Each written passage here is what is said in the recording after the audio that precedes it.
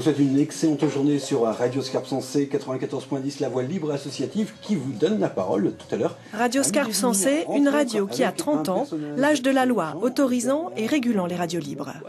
Bonjour. Bonjour. Bonjour. C'est tout ?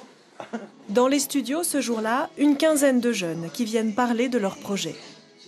On va se mettre en studio. Et puis hop, c'est parti pour 50 minutes. Ici, travaillent 2 salariés à plein temps et 35 bénévoles pour une programmation 7 jours sur 7. Zone d'émission, Arras, Douai, Cambrai et Lens, 20 000 auditeurs par jour. Vous êtes jeune travailleur handicapé et actuellement avec la mission locale de Douai, vous êtes en pleine définition de projet professionnel.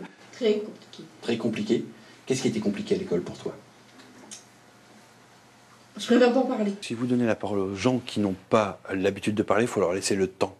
On a peut-être une chance parfois d'avoir de l'aisance à l'oralité. Tout le monde ne l'a pas. Il suffit simplement de créer l'espace, de donner le temps et puis de laisser la pensée se construire et avoir le temps nécessaire à l'exprimer, chacun avec ses mots.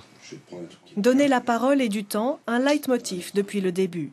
Au départ, un groupe d'amis fondu de Sibi qui revient de Belgique avec un émetteur tellement puissant qu'il brouille les fréquences de la gendarmerie.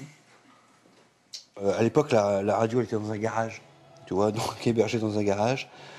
C'était le tout début, hein, avec un seul micro qu'il fallait se passer de la main à la main. Voilà, c'était de la radio bidouille. Aujourd'hui, tout le matériel est professionnel et les émissions s'écoutent même sur Internet.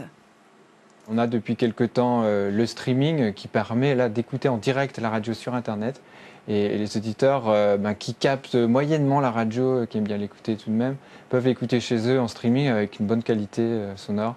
Et ça, c'est important aussi. On remarque que ça marche bien. La preuve, les petits nouveaux, comme ils s'appellent, préparent leur prochaine émission. Ils ont démarré en janvier dernier. Proposé et animé par les Walking Bluesmen, Jean-Marie et Gérard. Je n'écoutais pas beaucoup les radios et les radios associatives. Je suis natif du village et je n'avais jamais mis les pieds à la radio. Alors c'est la révolution là. C'est en tout cas une porte qui s'ouvre et je découvre beaucoup de choses que je ne connaissais pas. Généralement, les gens viennent pour se faire plaisir, découvrent ce que peut être la radio, et s'ils sont convaincus par les valeurs portées par ce projet, la loi dit communication sociale de proximité, c'est défini comme ça. S'ils en prennent vraiment conscience de tout ce que ça peut amener, ça devient des militants, forcément.